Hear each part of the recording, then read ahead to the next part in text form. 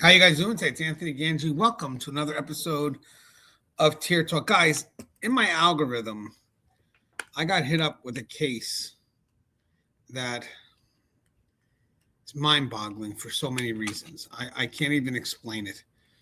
I don't know if you guys are familiar with this case. It's the case of Dr. Helen Garay Sanchez. Let me go ahead and show you her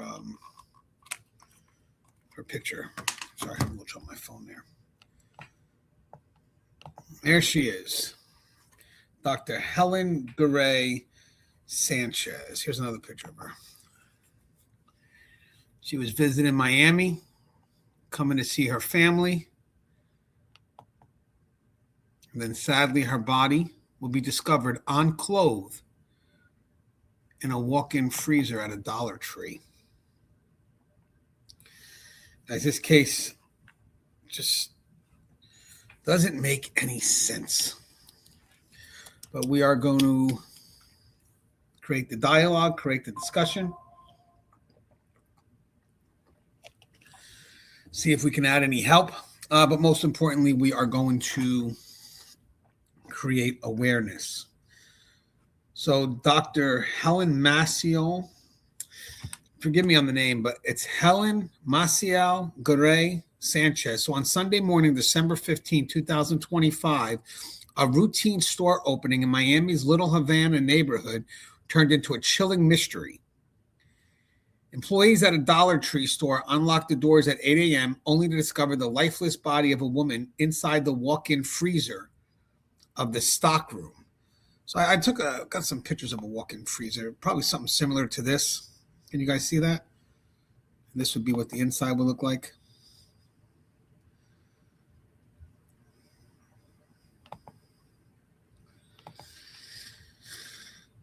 Police were called to the scene at the store located at 968 Southwest 8th Street, and first responders confirmed the grim find of a 32-year-old woman, later identified as Dr. Helen Massiell Garay Sanchez. Again, she was found deceased in the store's industrial freezer. The bizarre circumstances of this discovery immediately raised many questions. How could a person end up locked overnight in a store freezer? And perhaps most puzzling, why was she reportedly found with no clothes on?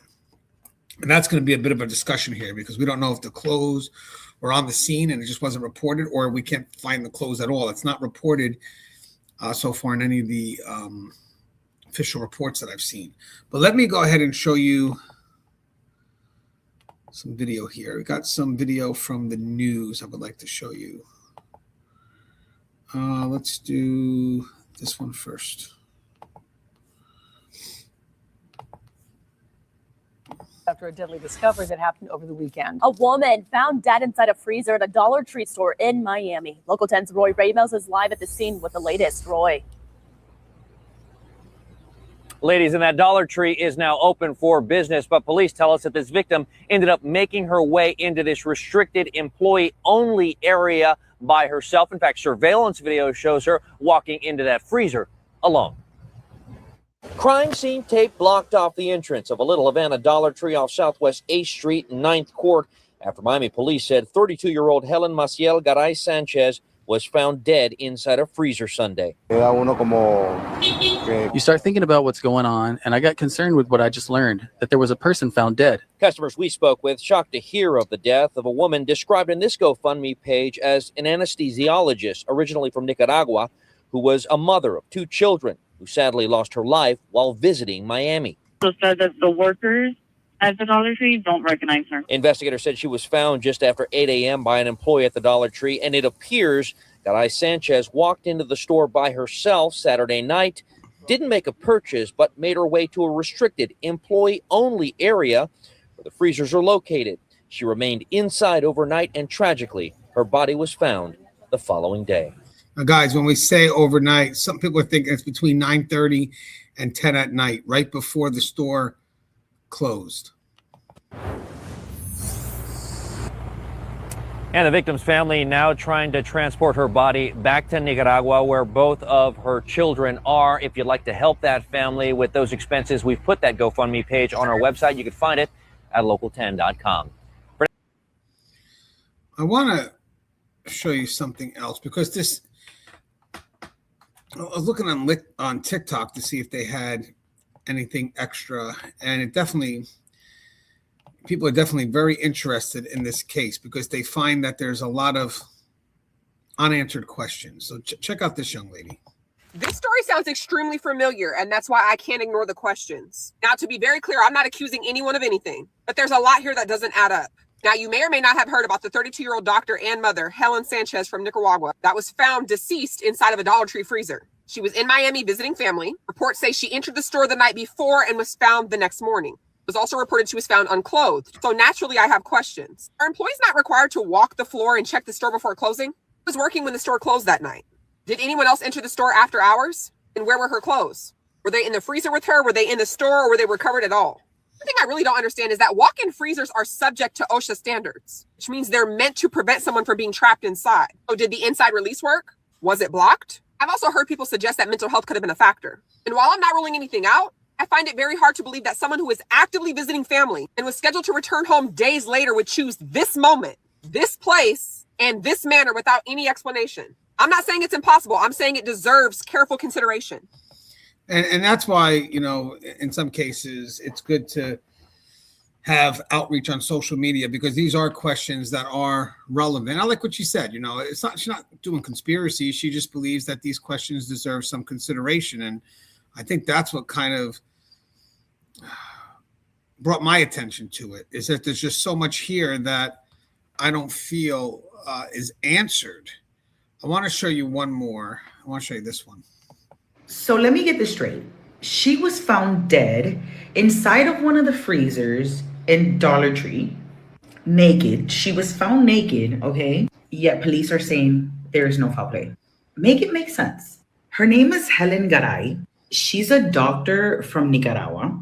They said that she walked in there, they didn't see her purchase anything, and they saw her moving towards the back, the area that's supposedly meant just for employees. She later ended up inside a walk-in freezer where she was found the next day. But why was she naked? Let's just say, hypothetically speaking, she walked in there by herself. She ended up getting stuck. I don't know. Let's just hypothetically think about this. Why would she take off her clothes, especially if it's a walk-in freezer? She would be freezing. Why would she take off her clothes? Why was she naked? She was seen walking around the store with her clothes on. Why was she naked? I could be wrong, but I just feel like there's a little bit more to this story than what we're being told. So I'm also not the only person that thinks that there was foul play involved. A group of protesters have gathered who are all from Nicaragua and all want justice. So I don't know, besties, what do you guys think about this? I agree. I think that there's something off. And, if something happens, she deserves justice. Now, guys, I want one more video, and then we're going to do a bit of my breakdown of my interpretation. Again, sometimes people may not like what they hear because it's not the outcome they would think. Maybe people want foul play. Maybe they want all these things. I saw it with the Breonna Aguilera case.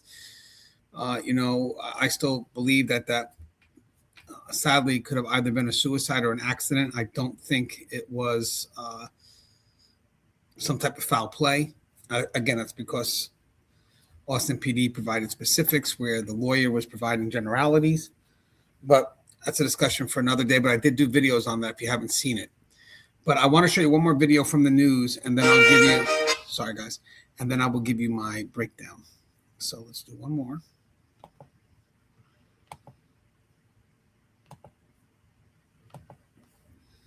Here we go. Deadly discovery inside a local Dollar Tree store. Police say a woman was found dead in a freezer. A bizarre story. Investigators now racing to find out how she ended up there. Local 10's Roy Ramos is live in Miami with the disturbing details. Roy. And investigators say she wasn't forced in that area. In fact, surveillance cameras show her walking to this area where that freezer is located alone. That's horrifying. A day after a woman was found dead inside a freezer at this little Havana Dollar Tree, and we watched as Miami police returned to the store Monday to continue their investigation into how and why she ended up there. This as shoppers still confused with what led up to her death. Makes me think, could that be an accident? Did she stumble in there? It was Sunday. Crime scene tape blocked off the entrance of the discount store off Southwest 8th Street and 9th Court after Miami police said the body of 32-year-old Helen Massiell Garay Sanchez was found. Like she was just a guest shopping at this, not even working there or anything like that. That's really scary. Garay Sanchez is described in this GoFundMe page as an anesthesiologist originally from Nicaragua who was a mother of 2 children who sadly lost her life while visiting Miami. On her vacation, this is what happened to her. That's horrifying. Complainant found a naked female in the cooler of the store, and then they corrected it to the freezer. So it said that the workers at the Dollar Tree don't recognize her. Investigators said she was found just after 8 a.m. by an employee at the Dollar Tree, and it appears Garay Sanchez walked into the store by herself Saturday night, didn't make a purchase, but made her way to a restricted employee-only area where the freezers are located. She remained inside overnight, and tragically, her body was found the following day. And the medical examiner still has yet to determine an official cause of death. As for the Dollar Tree right here behind me, well, they've issued a statement that says they are offering their condolences to the victim's family and cooperating with police during this investigation. All right. All right, we're going to go a little bit more about this case real quick. Let's see if we could get some more details here. And I also have her GoFundMe page, which we'll look at in a little bit. Let me just pull that back out. So let's see. A doctor and mother far from home. So Helen Garay Sanchez was not a transient or a store employee. Again, she wasn't recognized by any of the employees. She was a respected medical doctor and a mother of 2 from Nicaragua. An anesthesiologist by training, Dr. Garay just forgive me on the pronunciation, guys.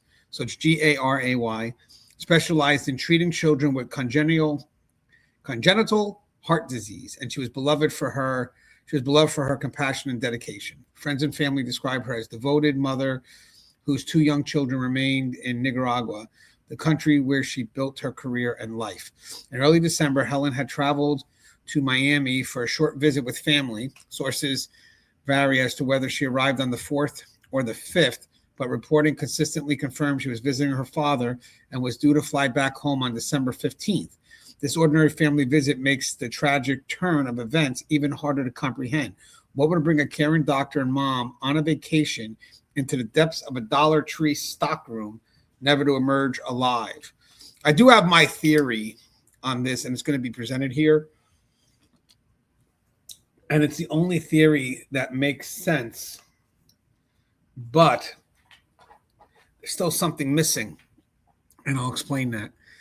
So let's talk about the night before, walking into danger. So to piece together what happened, investigators reviewed store surveillance footage and timeline. So Dr. Garay, Garay, entered the Dollar Tree on the evening of Saturday, December 14th, shortly before closing time. So I'm assuming somewhere between 9:30 or 10 o'clock. They looked at what time those Dollar Tree stores close. And all the reports don't give an exact time. It just says late in the evening before closing. According to Miami police, she walked in alone and did not buy anything, which in itself wasn't unusual for a late shopper. However, video evidence allegedly shows her heading towards a restricted employee-only area in the back of the store where customers aren't allowed. There, she somehow gained access to the walk-in freezer unit located in the stockroom. So again, it would look similar to this. And that may be what it looked like on the inside. So again, the store closed at 10 p.m. that night, and Helen never exited the premises. In other words, she remained inside the closed store all night, unnoticed by any staff. When employees returned the next morning and opened up, they made the shocking discovery of her body in the freezer. This timeline confirms that Helen entered the freezer of her own accord and became trapped overnight. But how did no one notice a customer sneaking into a backroom freezer? Was the area unsecured or overlooked by staff locking up? And these questions highlight potential gaps in store security. Could this tragedy have been prevented if someone had checked the premises more carefully? So again, we'll talk about why. We'll get to that. But the other part of this story is, how come she wasn't discovered? So if she left there before the store, if she arrived on site before the store closed, employees were still there. I mean, most likely the store closes at 10. What time are the employees leaving? Give or take about a half an hour after, maybe, to close up a little bit. I don't know how, they got to close out the registers. They got to count their money, and I guess they don't have overnight cleaners. That's another thing. I don't know if they have a overnight crew cleaning. Some places do. or some do it early in the morning before the store actually opens. But again, she wasn't discovered. So one is the why she went back there. And I have a couple theories on there, but the other part of the concern is why was she not discovered? So they did say there was no signs of foul play. That's why you're seeing people argue that. From the outset, Miami police have treated this case as tragic accident rather than a crime, a stance that has perplexed many observers. Now, remember, people doing these investigations, they know more. They got the footage. They got more evidence there. So they're making a determination based on stuff that we may not know. As of now, we're still waiting for the autopsy, and we're also the toxicology will be a ways to go, but we're definitely still waiting for the autopsy. See what the manner of death is, but they don't think it's a homicide. So again, Miami police have treated this case as a tragic accident rather than a crime, a stance that has perplexed many observers. Detectives announced that they found no indication of foul play in Helen's death. Surveillance footage reviewed by investigators apparently showed no other person accompanying or following her into the freezer. In fact, authorities say she was not forced into the freezer by anyone else. There were no signs of struggle or violence at the scene either, according to reports. Based on this evidence, police have ruled out homicide as a cause and currently classify this case as an unclassified death, pending further examination. Still, the idea that a person would willingly walk into a cold storage freezer and become locked inside is hard for the public and Helen's own family to accept without further explanation, because the family wants answers, obviously. Investigators have stated the inquiry remains ongoing, and they are awaiting the medical examiner's report to determine the official cause of death. They're also looking into whether Dr. Garay, or Dr. Garay, had any personal or mental health issues that could explain her unusual actions. But how can authorities be so certain no foul play occurred? That conclusion appears to rest on the security footage and physical evidence, which basically all signs point to Helen entering on her own and nobody else being involved in those fateful moments. Still, this leaves a haunting possibility that something go terribly wrong that night entirely by accident. And I'll get to the unclothed. I didn't forget about that. The freezer mystery. Why was she undressed? So one detail of the scene made headlines and deepened the mystery as Helen Garay Sanchez's body was reportedly found naked inside the freezer. Officers responding to the 911 call noted over police dispatch radio that the complainant found a naked female in the cooler of the store. I think it said unclothed. This alarming detail initially fueled speculation of a violent assault. After all, it's natural to wonder if someone harmed her and left her there without clothing. Obviously, Dr. Garay did not walk into the store unclothed or something. So obviously she didn't walk into the store unclothed. So something caused her clothes to be removed while she was in the freezer. Yet police have not found evidence of sexual assault or physical trauma so far. So what could explain a person removing their own clothes in a freezing environment? So of course we have to answer that. So guys, I'll get to the why, but let's talk about the clothing. So let's see. So again, this alarming detail initially fueled speculation of a violent assault. After all, it's natural to wonder if someone harmed her and left her there without clothing. Obviously, Dr. Gray did not walk into the store unclothed. We read that.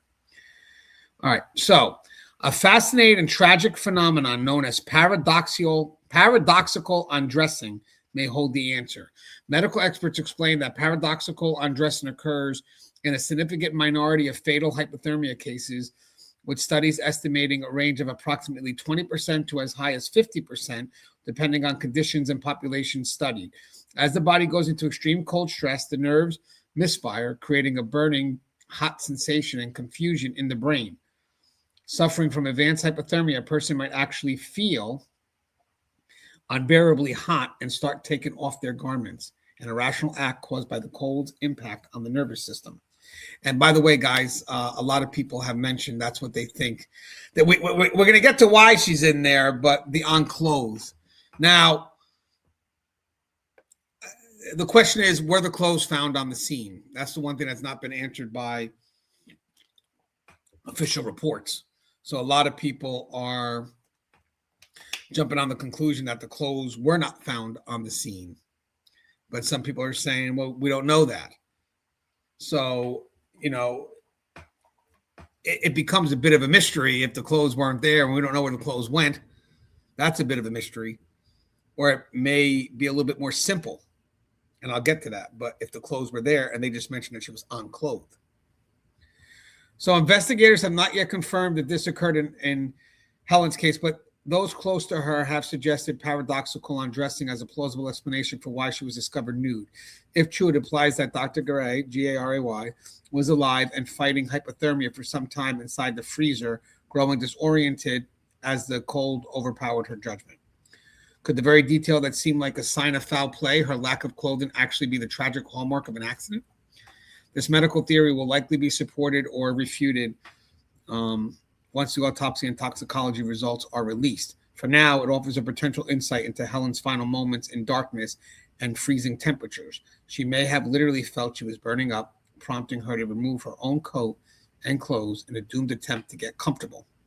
But we have a critical unanswered question. Where are her clothes? So now, I was thinking about this because this was one of the concerns I had. I'll get to the why I think that she could be in that area, but I want to mention something. The clothes matters. If she was naked and the clothes were still by her, then this could all make sense, and I'll explain the why. But if the clothes are nowhere to be found, then that's a crazy mystery. So I right now, the only logic thing is that they just didn't put out there that the clothes were found. They said she was unclothed. That doesn't mean that she didn't take off her clothes in there. She could have. I just wish someone could give us the answer as, did you find the clothes next to her? Because if you found the clothes next to her, then a lot of this stuff here will fit. But if you didn't find the clothes and the clothes have still yet to be recovered, then it's a crazy mystery. So a critical unanswered question, where are the clothes? So police have confirmed that Helen was found unclothed inside the freezer. This is important terminology. Law enforcement typically uses unclothed rather than naked because it's a neutral evidentiary term that describes the condition of the body without implying intent, assault, or where clothing might be. The term simply means she was not wearing clothing when found. It does not tell us whether her clothes were nearby, scattered in the freezer, or absent from the scene entirely. What authorities have not publicly disclosed is where her clothing was found or what conditions it was in. This is not a minor detail. It's potentially the most important piece of physical evidence in determining what happened. If her clothes were found in the freezer with her, strongly supports the paradoxical undressing theory. It indicates she was alive and conscious long enough to remove them herself, and it confirms she was trapped inside for an extended period as hypothermia set in. Hypothermia. It suggests the timeline of events unfolded entirely within that freezer. If her clothes were found elsewhere or not found at all, think about that. If it was found elsewhere in the store or not found at all, it raises serious questions about the entire sequence of events. It could suggest she entered the freezer already undressed. Why? It could indicate her clothes were removed before she entered, but by whom? And it reopens questions about foul play that police claim to have ruled out. So I have to assume they found the clothes. So I don't think it has to be a bigger mystery than what it is. I would have to assume if they came out and already said it's not foul play, then the clothes had to have been there. Because I would assume common sense. If I was a detective and I saw an unclothed body, I'm going to look for the clothes. And if the surveillance camera showed that she came in dressed and the clothes weren't somewhere in that scene, then that's a concern for me. Well, if the clothes are right next to her, guys, now we just got to figure out why was she in there to begin with.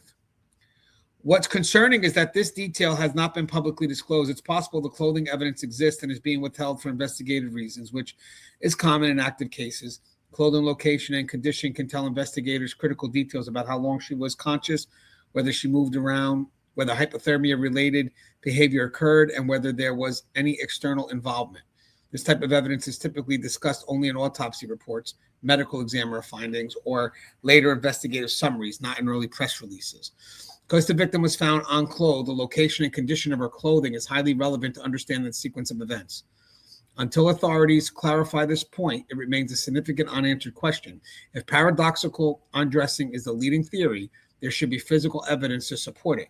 And whether that evidence exists, and what it shows still remains unknown. Now, how does someone accidentally enter a freezer? That's the question, right? That's the question. And there she is, 32, doctor. So this is the question that stops people in their tracks. How does an intelligent, educated professional mistake a walk-in freezer for something else? The answer isn't as absurd as it might first seem, and understanding it is crucial to understanding this entire tragedy. The critical distinction: people don't mistake a freezer door for a bathroom door. They mistake an unmarked back area for a path to one. So does that make sense to everybody? I wanted to put that out there. I'm going to read that again. People don't mistake a freezer door for a bathroom door. They mistake an unmarked back area for a path to one. So here's how this happens in the real world, particularly in retail environments like Dollar Tree, because I've seen it. I've gone to stores that may not actually have a designated bathroom, because we're going to get to this about the bathroom, that may not have a designated bathroom, but they allow us to use theirs, or maybe just put in the back somewhere, and you wind up making a wrong turn and you're almost in the stockroom. I'm sure some people could relate to that. So let's talk about the layout reality. In many Dollar Tree stores, the customer's restroom, if the store has one accessible to the public, are often located near or accessed through the stockroom area.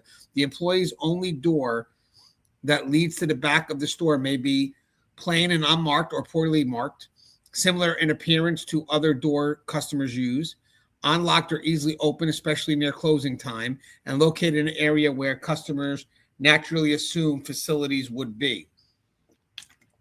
To a customer unfamiliar with the store layout, especially someone who needs to find a restroom quickly, the assumption becomes the bathroom must be back there. That single assumption gets you through the first barrier into the restricted area itself. Now, once you're in the stockroom, this is where things become genuinely dangerous. Commercial stockrooms are not designed for customer navigation.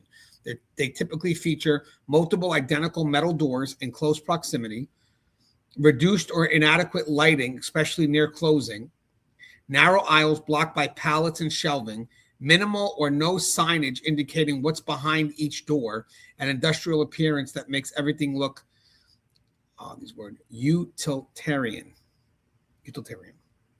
If you're tired, distracted, in a hurry, or even mildly disoriented, conditions that apply to most people near the end of a long day, you can open the wrong door very quickly. At that point, it's no longer about mistaking a bathroom for a freezer. It's about making a split-second navigation error in an unfamiliar industrial space.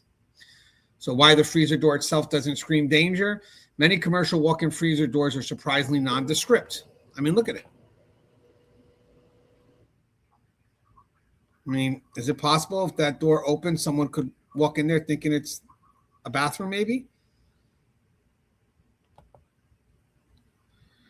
They're flush metal doors without windows. They often lack prominent warning signage on the exterior. The handles may look identical to storage rooms or utility closet handles, and from the outside, they can appear similar to janitor closets, dry storage, or break rooms. If you're looking for a bathroom and you see 3 or 4 identical metal doors, your brain doesn't automatically register industrial freezer with life-threatening temperatures, especially if you expect staff to be nearby. You assume you can just try another door. If it's wrong or believe that dangerous areas would be clearly labeled and secured. So let me read that again. Especially if you expect staff to be nearby. Assume you can just try another door if it's wrong or believe that dangerous areas would be clearly labeled and secured. The closing time factor. This scenario becomes significantly more likely near closing time, when lighting throughout the store is often reduced to save energy. Staff are concentrated at registers and exit areas. Customers feel rushed and are less likely to ask for help.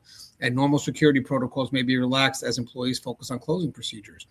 These conditions increase the likelihood of wrong door decisions, boundary crossing, customers going where they normally wouldn't, and assumptions made without confirmation. So the cognitive load reality. Even perfectly healthy, rational people make navigation errors when they experience fatigue at the end of a long day, stress or time pressure, preoccupation with other thoughts, or unfamiliarity with an environment. You don't need intoxication. You don't need mental illness. You don't need fundamentally irrational behavior. You just need one bad assumption in the wrong environment. So what likely happened? The most plausible scenario is this. Helen may not have thought she was entering a freezer at all. She may have opened the door thinking she'd find a bathroom, a hallway leading to one, or even just another corridor. When she realized it was the wrong space, she attempted to exit, but the door had closed behind her, and the interior release mechanism either malfunctioned, wasn't where she expected it to be, or became difficult to operate as hypothermia began affecting her motor skills and cognitive functions, because there should be a safety on the other side to, in case you get stuck, you're able to open it, but could have malfunctioned. The hard truth, anyone could make this mistake. The real question isn't how could she be so foolish? It's why was this mistake even possible? I wanted to look at it that way. If a customer can accidentally enter a space with sub-zero temperatures that could kill them within hours, the responsibility shifts from individual error to environmental design and security protocols. Again, I'm not trying to push blame on Dollar Tree, but sometimes stuff like this causes us to have to relook at how we operate. So if this is the case, however absurd it may sound that she thought the freezer was a bathroom, if this was the case, at minimal, the store should relook at certain policies, because once you are aware of something, you can't be unaware. So, I mean, it's crazy the things you don't think could happen. And when it finally does, it now becomes a possibility. And now you have to treat it as such. So now the question, these are some of the questions that people have asked already. Since this story broke, the public has been asking hard questions that deserve thoughtful answers based on what we currently know. And I saw these in the comments of some of the videos I watched. One question was, could she have been hiding from someone or running away from something? It's theoretically possible, but surveillance footage shows she entered alone and nobody followed her.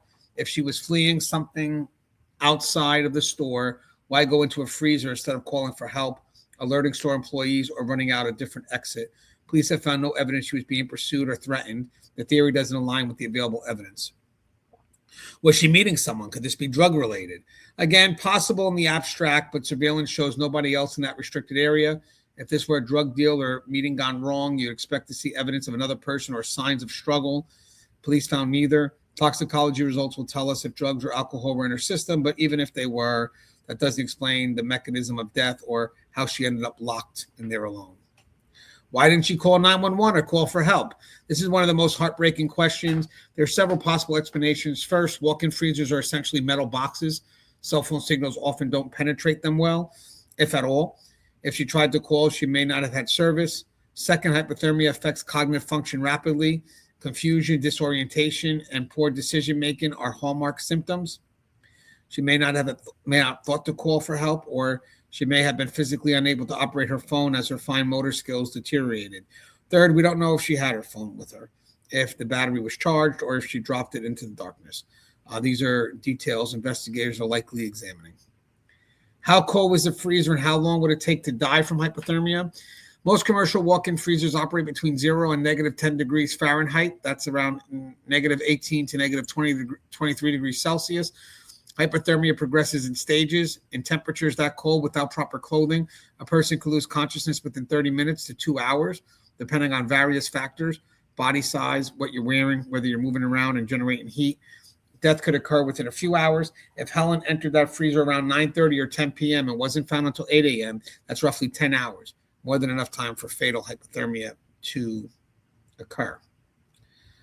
Could the store be held liable from a legal standpoint if it can be shown that Dollar Tree failed to adequately secure restricted areas, failed to properly sweep the store before closing, or if there was a malfunctioning safety mechanism on the freezer door, there could be grounds for civil liability. Most commercial walk-in freezers have safety releases on the inside, handles or push bars that allow someone to exit even if the door closes. If this mechanism was broken, disabled, or not functioning properly, that's a serious safety violation.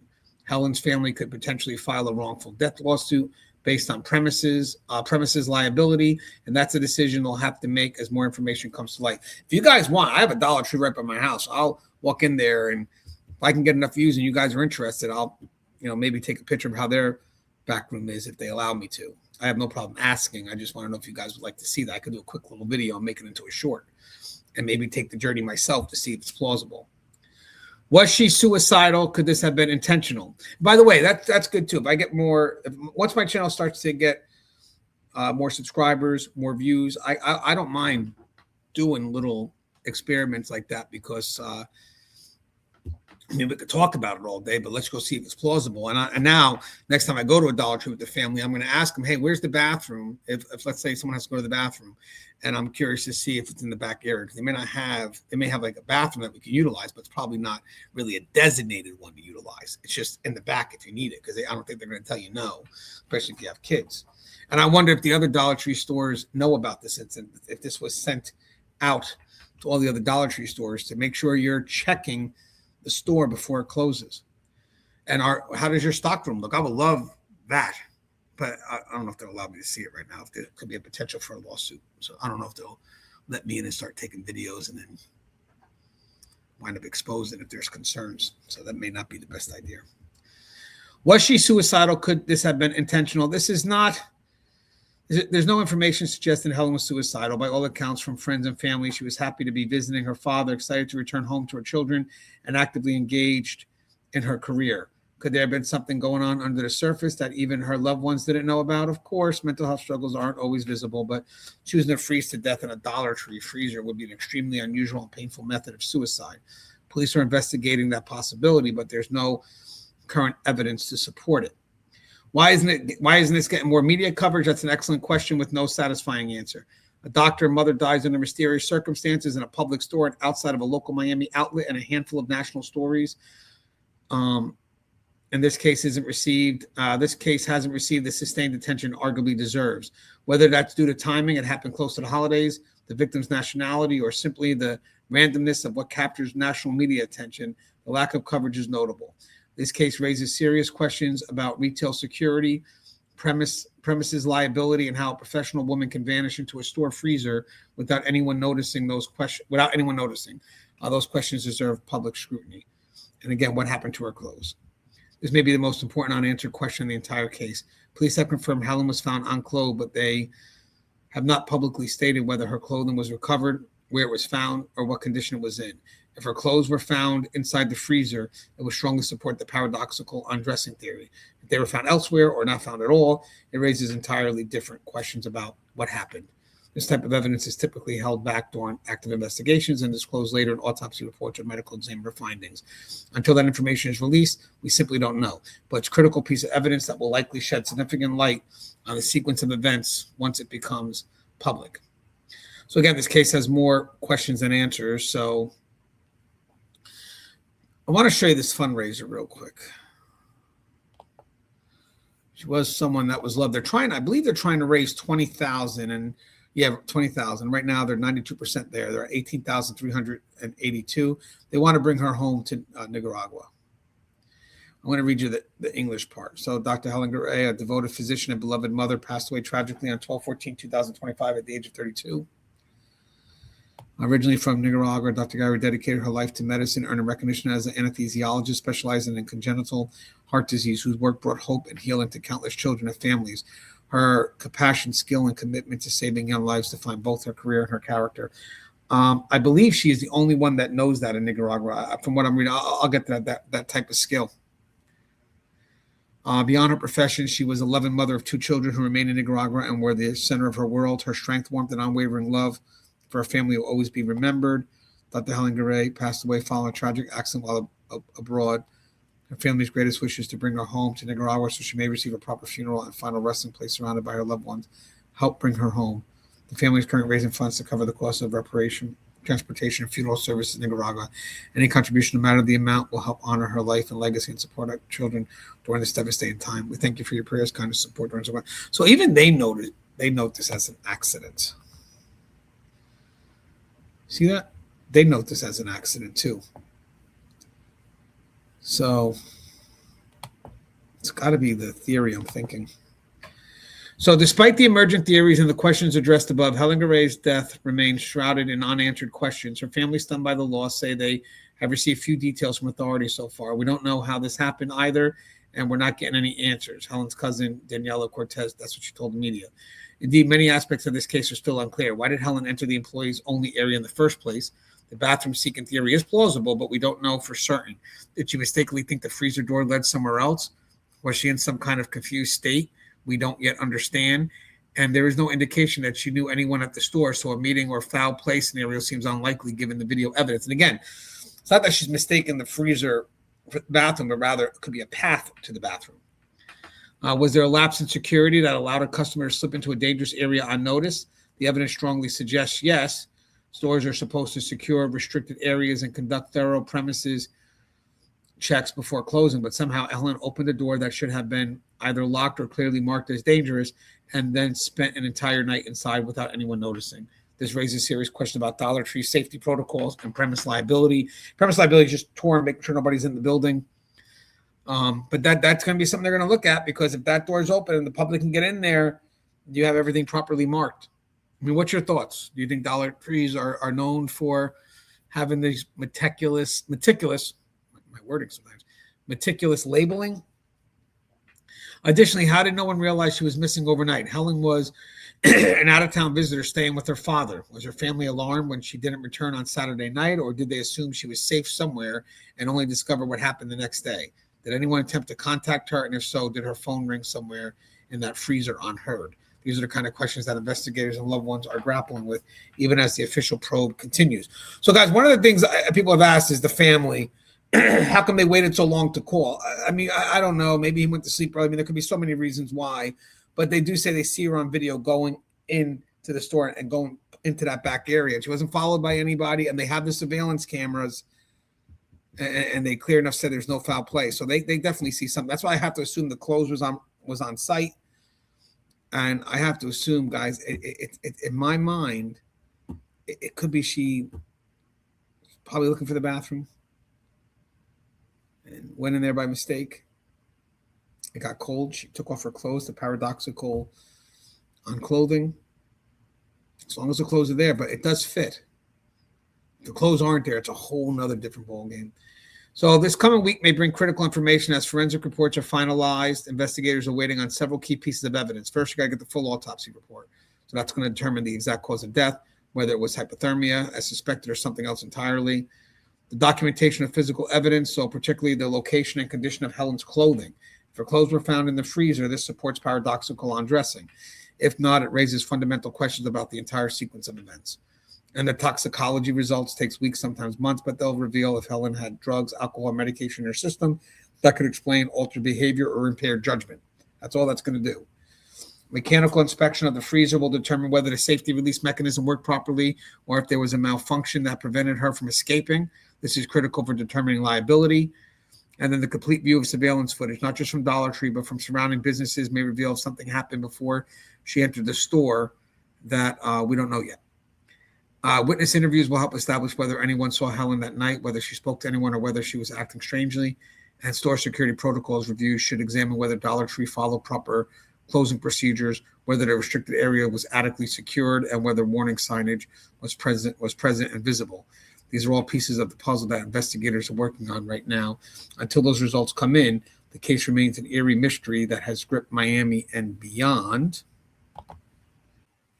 So I looked up if they have cleaning crews that come in overnight, and they say typical Dollar Tree cleaning practices. Cleaning is done by store employees. It happens during closing, after closing, and before opening.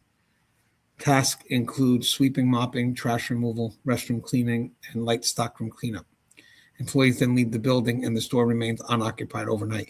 And yes, guys, they do have a walk-in freezer. They do have frozen goods. I looked into that. So some retail chains do use contracted cleaners, but for Dollar Tree, third-party cleaners are very infrequent. And police have not indicated that anyone entered the store overnight. So that strongly suggests no cleaning crew was present, no alarm trigger and entry occurred, and no movement inside the store until evenings. So that matters. I just wanted to mention that. So before we close, it's crucial to remember the human cost of this tragedy. Helen Garay Sanchez, Garay, leaves behind 2 children in Nicaragua who will grow up without their mother. She leaves behind a father who welcomed her for what should have been a joyful visit and who now has to bury his daughter. Her medical colleagues described her as irreplaceable, the only doctor in Nicaragua with her specific training in pediatric congenital heart disease. Think about how many children's lives she saved, how many families she gave hope to.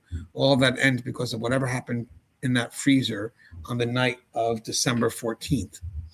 Her family has set up a GoFundMe, which I showed you guys, to cover the cost of bringing her body back to Nicaragua. As of this writing, they raised over $18,000 of their $20,000 goal. The funds will cover reparation, transportation, and funeral expenses so Helen can be laid to rest at home surrounded by her loved ones. So in conclusion, how did a dedicated doctor on a family visit wind up alone in a Dollar Tree freezer on that December night? The community hopes that answers will eventually come to light. For now, Helen's family is focusing on bringing her home to Nicaragua for a proper farewell. They, along with the public, await closure on what truly happened in that store after hours. It's a story that leaves us with more questions than answers. A modern tragedy that underscores how fragile and unpredictable life can be. Will the investigation ultimately reveal a clear explanation, or will the final moments of Dr. Garay, G-A-R-A-Y's life remain an unsolved puzzle? Only time and further evidence will tell. What is clear is that something went catastrophically wrong on the night of December 14th, whether it was a tragic navigation error, a security system failure, or some combination of unfortunate circumstances. A woman died in a completely preventable situation. And here she is. And that's what makes this case so haunting. Helen Garay Sanchez didn't die in a car accident or from a sudden medical emergency. She died in a Dollar Tree freezer in a major American city while visiting family. How does that happen? And more importantly, how do we make sure it doesn't happen again? I mean, what's your thoughts, guys? What do you think happened? And also, either way, do we think Dollar Tree has some liability in this? I mean, do they check everything at night? Because if she clearly went in at 9:30 and the store closed at 10, she was in there before the store closed. And they shouldn't be doing their final walkthroughs until it's after 10 and they and everybody's left and they do their one final walkthrough, and that counts as everything. You look at everything, even the areas that you thought were locked. We're not going to be back in the freezer, so we don't have to check it. No, check it. Check everything. Because, again, you could be responsible for not properly securing the store before locking it down. We'll love your thoughts. Guys, if you like the content, please buy me a cup of coffee. There's a link to that in the description. It's all on top of the YouTube channel. As always, guys, stay safe. More cases to come. If you recommend any, email me. If I find it interesting, I would definitely cover it. Now, remember, my interesting means if there's an impact that could be made. This could be something about store policies. I think it's interesting. As always, guys, stay safe.